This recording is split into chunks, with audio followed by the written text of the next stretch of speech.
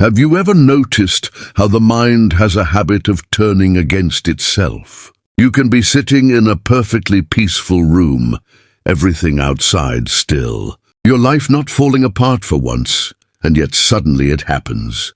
That one thought, that single irritating corrosive whisper that insists you're behind, that you're not doing enough, that someone out there is living the life that should have been yours. It slips in quietly, digs its claws in, and before long you're debating with your own mind like a prisoner, trying to defend himself in front of an invisible judge. That's what toxic thoughts really are, unseen rulers dominating your inner world. And unless you learn how to break them down, they'll drag you away from the things that truly matter. Machiavelli understood something most people still overlook: the greatest battlefield isn't a throne, room, or a field of war, it's the human mind. The same strategic sharpness he advised rulers to use can help anyone trying to reclaim authority over their own attention. Because in reality, toxic thoughts behave like political rivals, clever, manipulative, endlessly patient. They wait for that moment you drop your guard, then they rewrite the story. The instant you let one settle in, resentment, envy, self-pity, it forms alliances, it recruits more thoughts like it, until your entire emotional landscape becomes a conspiracy, working against your own will. Here's the irony.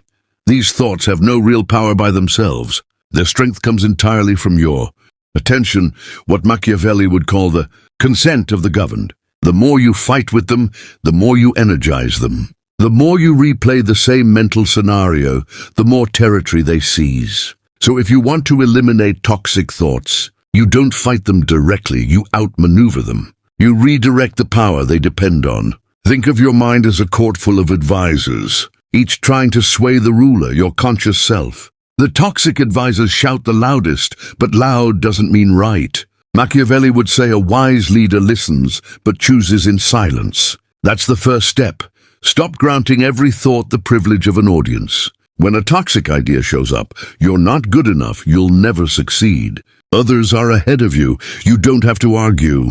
You don't even need to deny it. You simply strip it of ceremony. Let it stand there unrecognized, unengaged, like a messenger whose words never reach the throne. That silence isn't weakness, it's strategy. Every moment you refuse to interact is a moment you reclaim authority.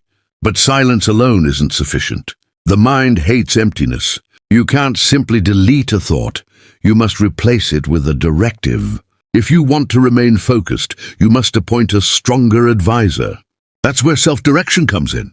Machiavelli wrote that fortune favors the decisive. The same principle applies inwardly. Whenever you feel your mind spiraling, shift from reacting to constructing. Ask yourself, what can I do right now?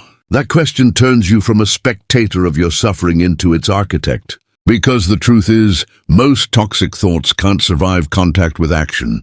They flourish in imagination where they can distort and expand. But the moment you move, send the message, write the sentence, take the walk, they begin to dissolve. The action itself becomes a declaration. I choose movement over noise. And once that becomes a habit, the inner war changes. The toxic voices stop expecting attention. They realize you've grown immune to their theatrics. Still, there's a deeper layer, one Machiavelli would appreciate. The real cunning of toxic thoughts isn't their negativity, but their disguise. They rarely appear as bad ideas. They often show up dressed as truth, logic, even wisdom. I'm just being realistic, you tell yourself.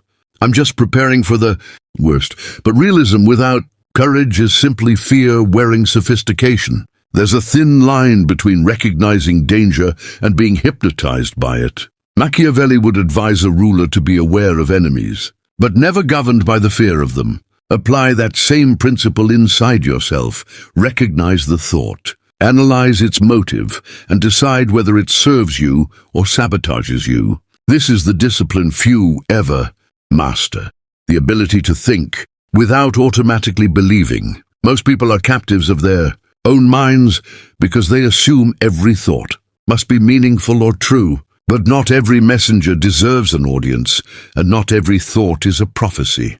A disciplined mind can observe its own chaos without being swallowed by it. It can say interesting and move forward. That is real authority. Because a person who can't separate thought from identity is like a ruler, unable to distinguish friend from spy. And spies, whether political or mental, must be handled with precision. You don't banish them with rage. You study them. Note their patterns. Do they appear when you're exhausted? When you're comparing yourself to others? When you've been idle too long? That's your intelligence report. Once you understand their timing, you can predict their attacks. And that's how Machiavellian strategy applies to the mind. By identifying what triggers your internal sabotage and intercepting it before it becomes a full rebellion. For example, imagine you find yourself constantly drifting, checking your phone, scrolling endlessly, losing minutes without realizing it. You tell yourself you lack discipline, but that isn't the true source of the problem. The real issue is fragmentation. Toxic thoughts fragment your attention by scattering your sense of direction. They whisper that focus isn't worth anything unless it's perfect, or that others are already so far ahead you shouldn't even try. This isn't laziness, it's psychological warfare. The goal of the enemy isn't to defeat you outright, but to divide your will until it commands nothing at all. That's why focus must be treated not as a feeling, but as a form of rule, an act of governance. You enforce it. You decide what deserves attention. Machiavelli would say a ruler must consolidate power before reforming the state. In the same way, before attempting to be productive, you must consolidate your focus, simplify, protect your energy like territory. Every distraction you indulge is a treaty signed with weakness. Every small act of control, writing instead of scrolling, completing a task without switching tabs, is a political victory within the empire of your mind. But here's where most people stumble. They assume deleting toxic thoughts means never experiencing negativity again. That's impossible. Even Machiavelli understood that control isn't about erasing opposition, but about governing it. The mind will always generate doubt, jealousy, frustration. These aren't signs of failure. They are the natural cost of consciousness. The key is learning to manage them without letting them take the throne.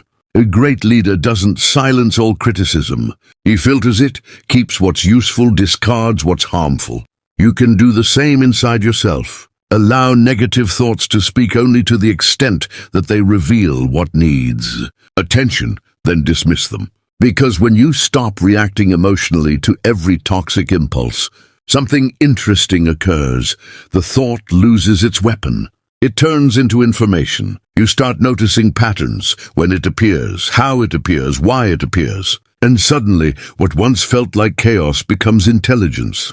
And intelligence, once analyzed, becomes authority. This is the transformation Machiavelli hinted at throughout his writings, the shift from being a subject of your inner circumstances to becoming their strategist. And once you reach this mode of living, focus is no longer something you chase. It's something that forms naturally around clarity. You stop forcing discipline and start embodying it. You stop searching for motivation and begin creating your own. The noise doesn't fade because the world quieted down. It fades because you stopped giving it an audience. That's how rulers of the inner kingdom are formed, not through relentless positivity, but through the quiet, ruthless craft of mental governance. But even after you begin ruling your own mind, the battle never truly ends. It simply changes its shape. The toxic thoughts you silenced don't vanish. They evolve. They adapt to your newfound strength. At first they came as blunt negativity. You're not enough. Now they dress themselves as ambition. You should be further ahead by now.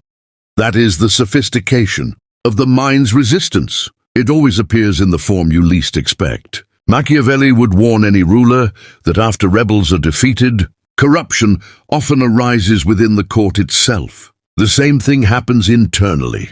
Once the obvious weaknesses are subdued, subtle ones emerge. This is why staying focused isn't a single act. It's a daily exercise in political upkeep. The court of your mind must be cleaned continuously, because even your most loyal thoughts can turn on you if left unchecked. For instance, your drive to self-improve is noble until it becomes obsession. Your desire to succeed is powerful until it turns into envy. Every strength, when pushed too far, transforms into its opposite. And that's how toxicity returns, not as poison but as excess. The skill, then, is moderation, not in the soft moral sense, but as strategy. A ruler who overreacts to every threat eventually becomes the danger himself. Likewise, a person who overanalyzes every mental impulse becomes trapped in their own hypervigilance. There's a point where too much self-inspection becomes self-sabotage. You don't need to control every thought. You only need to maintain order. Think of it like governing a city. You don't chase every whisper in the alley. You strengthen the laws that keep chaos contained. To stay focused, you must decide which laws govern your inner world, what you allow, and what you refuse to permit. If your mind is the state, then your attention is the enforcement. Every time you redirect your focus, you're patrolling the borders. Every time you drift into comparison or resentment, you're leaving the gates unguarded. Focus isn't mystical, it's infrastructure. It's built from the recurring patterns of what you choose to pay attention to, what you choose to rehearse, and what you deliberately refuse to linger on. But don't confuse this with pretending nothing affects you. Deleting toxic thoughts doesn't mean becoming emotionless. It means becoming emotionally sovereign.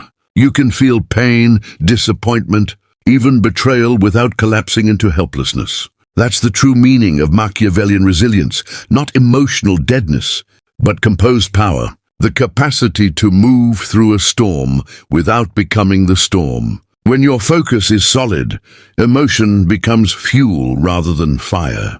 Anger becomes momentum, doubt becomes information, fear becomes foresight.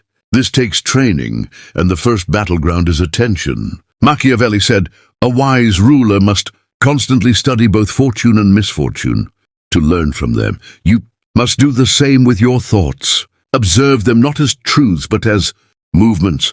Watch which ones expand your power and which ones drain it, which reinforce discipline and which scatter it. Over time, you'll begin noticing patterns, small but persistent ones. How certain environments always distract you. How particular people awaken old insecurities. How certain hours of the day trigger mental weakness. These aren't accidents. They're recurring invasions. And once you identify them, you can set up defenses ahead of time. One of the simplest yet most underestimated strategies is shaping your environment to support clarity. No matter how strong your inner authority may be, if your surroundings are in revolt, the mind will follow them. A cluttered room breeds a cluttered mind. Constant notifications behave like rebellious whispers that undermine your command. You cannot rule your inner world while tolerating chaos in your outer one. Control begins with what you permit around you. Machiavelli would advise a ruler to keep his circle small and loyal, not out of fear, but because he understood the weight of influence. The more voices surrounding you, the harder it becomes to hear your own. Today, your circle includes your feeds, your habits, and the voices you expose your attention to. Every scroll, every click, every conversation is a vote for the mind you will have tomorrow. So ask yourself, who or what gets to shape your focus? Are you surrounded by clarity or by noise? Once you begin removing what drains you, something strange happens. The mind resists peace. It hungers for stimulation, the way a corrupted state craves conflict. Silence feels uncomfortable because, for the first time, the toxic machinery has halted. Don't confuse that discomfort with boredom, it's withdrawal. Your mind has been addicted to distraction. The solution is not to fill the silence, but to sit in it long enough for clarity to rise. Machiavelli wrote that a ruler must often isolate himself to think sharply and plan without interference. That same solitude strengthens thinkers today. Not every quiet moment needs to be filled with input. Sometimes the most productive action is letting the mind breathe. Still, discipline doesn't come from silence alone. It emerges through friction. To stay focused, you must intentionally create boundaries that challenge you. When you commit to working for an hour without touching your phone, you're not simply practicing willpower, You're staging a coup against internal disorder. Every act of restraint becomes a symbolic declaration of authority. Over time, those declarations accumulate, and you begin identifying not with your impulses, but with your mastery over them. That shift from reacting to ruling is where toxicity begins to die. But here's the hidden cost of deleting toxic thoughts. You lose a familiar form of comfort. Negativity, as damaging as it is, gives a strange sense of stability.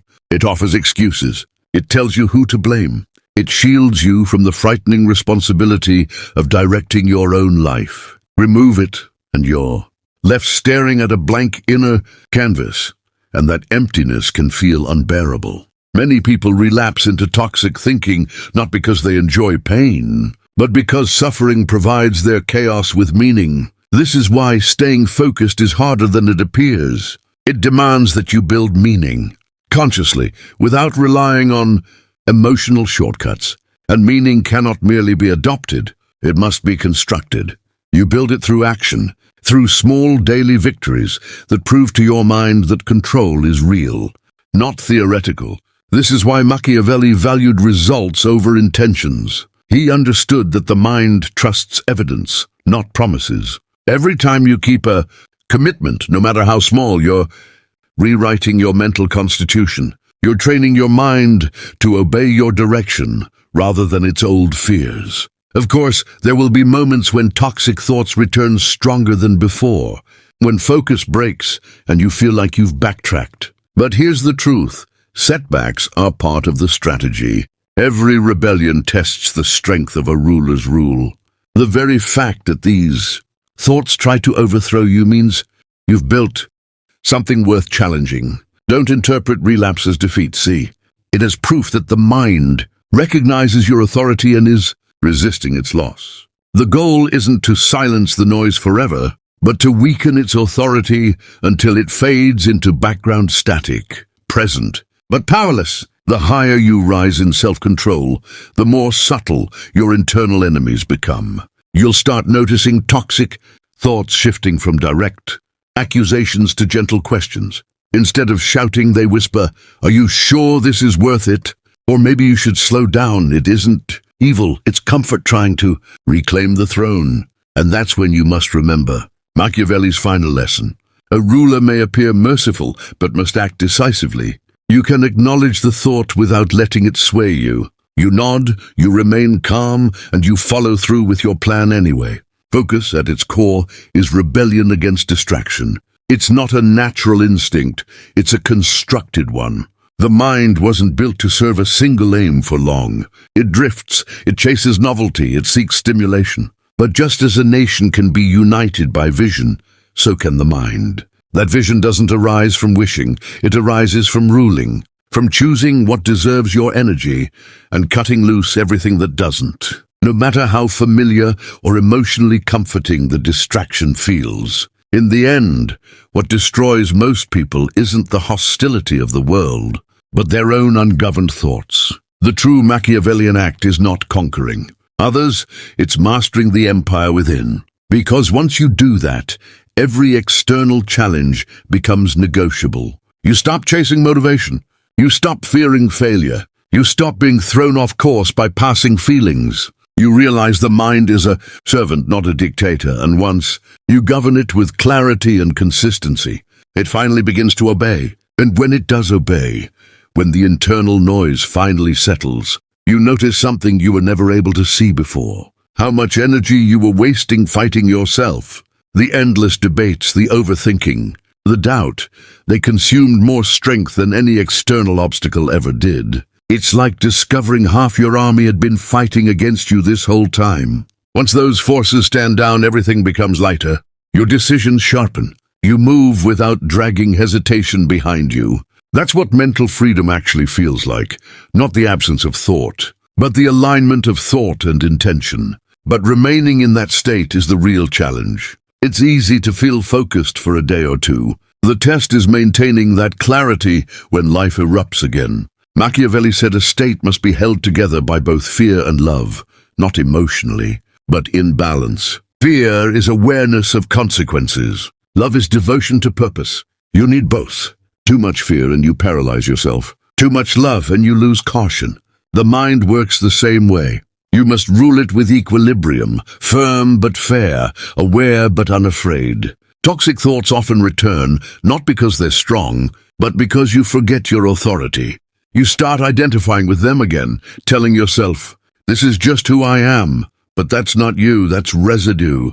The remnants of an older regime trying to rise again. You must remind yourself that thoughts are not orders, they're visitors. They come, they go, and you choose who stays. The act of reminding yourself is like renewing a decree. I decide what this mind focuses on. Repeat it long enough and it becomes law. You might wonder, what's the point of all this control? Isn't it exhausting? In the beginning, yes, but the purpose isn't to police every thought forever. It's to build a system so strong that order becomes automatic. At first, focus requires force. Later, it becomes identity. Machiavelli compared this to fortifying a city. The initial construction is hard labor, but once the walls rise, the city protects itself. That's the stage you're aiming for, to transform discipline into defense. And one of the strongest defenses you can build is perspective. Toxic thoughts thrive on shrinking your world, on zooming so far into a problem that it appears enormous. When you widen the frame, the thought loses its scale. A setback feels catastrophic when it's your only point of attention. But zoom out, view it as one battle in a decade-long campaign, and it becomes manageable. Machiavelli constantly encouraged rulers to think long-term, to see beyond the crisis in front of them. Apply that same strategy inward. Most toxic thoughts dissolve not because you solved them, but because you outgrew their frame. Sometimes the most Machiavellian maneuver is patience, the ability to wait without decaying. Toxic thoughts demand immediate reaction. They want panic fixing, explaining. But if you remain still, if you let the emotional wave crash without moving, you discover how empty they actually are. The mind, when not provoked, often heals itself. Silence, stillness, distance, these are your hidden weapons. You can't out-argue a toxic thought, but you can outlast it. Then there's the question of identity. Many toxic thoughts survive because they hide inside the stories you repeat. I'm not disciplined. I always lose focus. These aren't thoughts anymore. They're self-definitions, reinforced through repetition. To delete them, you can't just reject them. You must replace them with new evidence. Machiavelli said a ruler must constantly demonstrate strength, not merely claim to possess it. The same is true for the mind. You don't become focused by believing it. You become focused by acting like it. Consistently enough that belief follows behavior, and behavior reshapes who you are. When you wake up tomorrow and that old mental poison begins, whispering again about your failures, your shortcomings, do not try to argue with it. Do not try to outthink it. Just move past it. Take action. Do something constructive. No matter how small the step, it is proof of your rule. Every act of progress, however minor, is a public execution of doubt. Over time, your mind takes notice. It begins to respect its ruler. But respect fades if you stop showing authority. Machiavelli warned that once power is obtained, it must be maintained through presence. You cannot vanish and expect loyalty to endure. The same applies internally. You cannot neglect self-awareness and expect mental order to remain. You must stay involved in the governance of your mind, not obsessively, but attentively. When you feel chaos creeping back in, return to your principles. What serves my focus? What steals it? Ask these honestly, and you will always find your way back. Let's be honest, deleting toxic thoughts is never a clean process.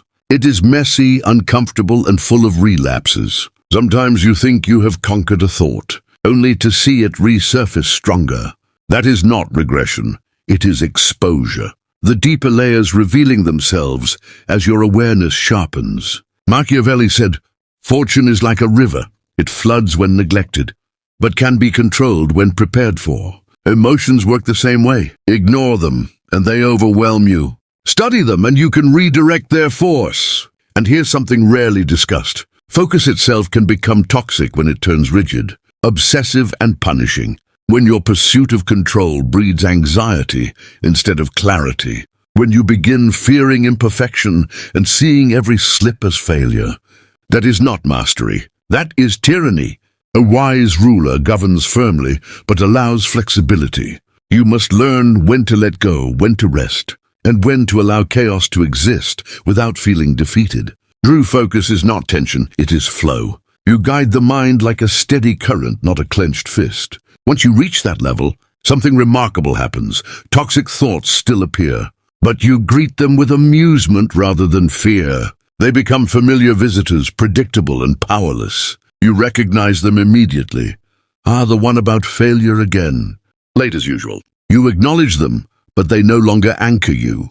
That is liberation. The mind becomes transparent. Thoughts pass through without residue. At that point you understand Machiavelli's deeper wisdom. Control is not domination, it is direction. You cannot stop the wind, but you can adjust your sails. The mind will never be perfectly still, but it can be perfectly steered. The one who learns to steer it, to delete the unworthy thoughts and channel energy where it matters, builds a kind of quiet power no chaos can shake. In the end, eliminating toxic thoughts and maintaining focus is not about becoming some flawless version of yourself.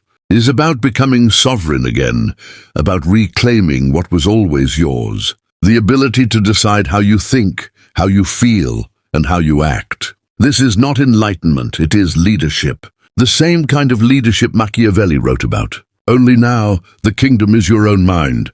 And when you learn to rule it well, the world outside follows naturally. Because no matter how unpredictable fortune becomes, no matter how loud the noise gets, the ruler within remains unmoved, clear, calm, and quietly in control.